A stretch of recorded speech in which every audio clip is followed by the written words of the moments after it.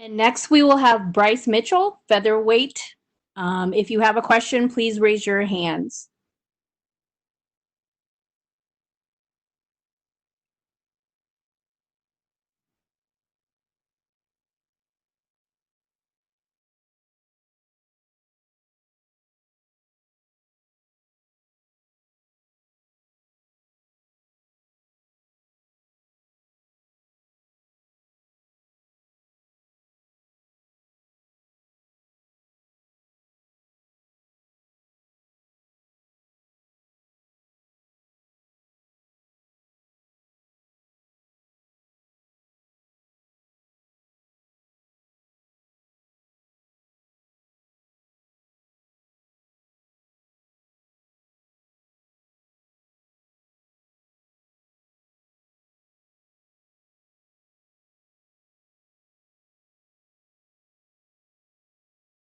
What's up, Thug in the house? Hi, Bryce. Congratulations.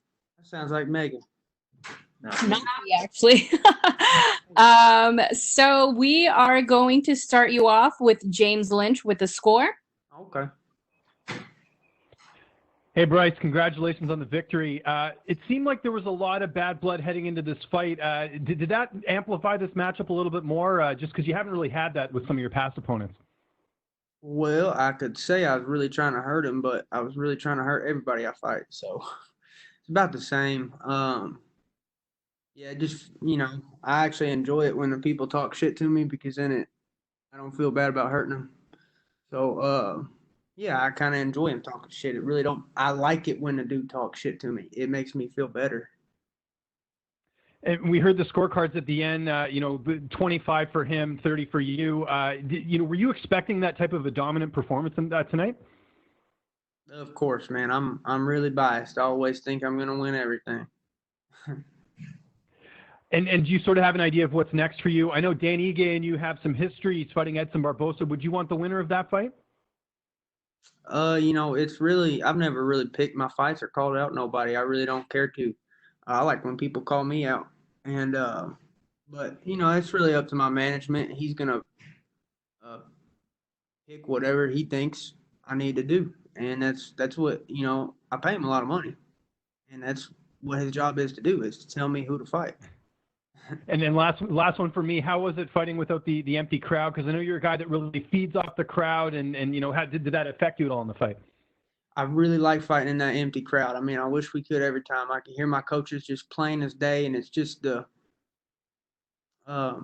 simplest things. You sit there and he there was one point he had a butterfly guard on me. Something happened. He rolls. He gets his butterfly guard back. I hear, "Oh man, Willie." He says the four-letter word, the P word, pass, and it comes back because when you're there, the dude regards you. You're thinking posture, punch, you know, do this, do that, but then you hear pass, and your body just passes, and that's why I like being able to hear my coaches. That's why I like being able to hear what they got to say, because a lot of times what they say is the smartest thing for me to do, because I'm thinking punch the shit out of this dude. I'm thinking punch him as hard as you can in the face, and then I hear the old man say pass, and so it makes me just think, oh yeah, he's right. I better pass, and then I can punch him some more. And so I like hearing little things like that, and I like hearing Rolly talk shit, and you know, and it's just I really like that. I really like being able to hear my coaches the whole fight. I like being able to hear Rosa's coaches. I can hear Rosa's coaches, and the best part about hearing Rosa's coaches is they're telling him everything he needs to do. So I'm just sitting there blocking it. They're saying, "Hey, do this, do that," and now I know exactly what he's trying to do. And so, you know, I like being able to hear both coaches. I can hear his coaches and mine. I like that. Thank you, James. Next, we have Danny Segura from USA Today MMA Junkie. Bryce, so did you prefer to fight with the crowd or without it? Like, how would you compare both experiences? Because it sounds like you had fun out there without the crowd. I prefer to fight without the crowd. The reason being, I can hear my coaches and I can hear the opponent's coaches, and the opponent's coaches, when I hear them panicking, I know that I'm doing good.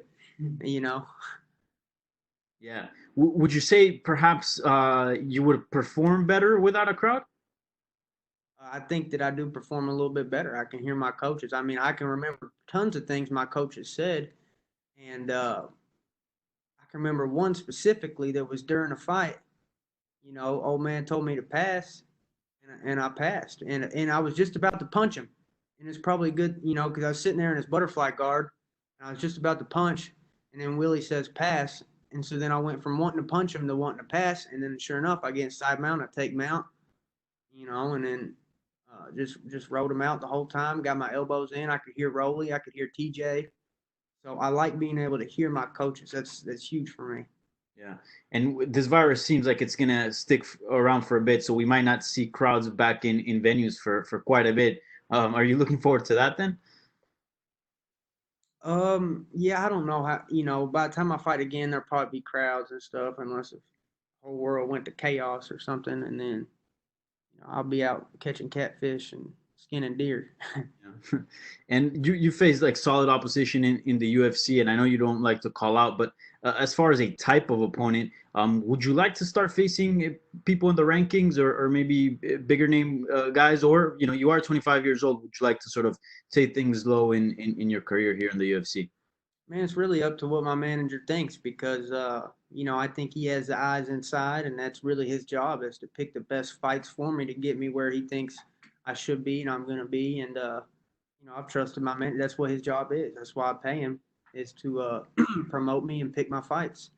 And that's what he does. And so I don't even worry about it. It's just I got so much other shit to worry about. Yeah.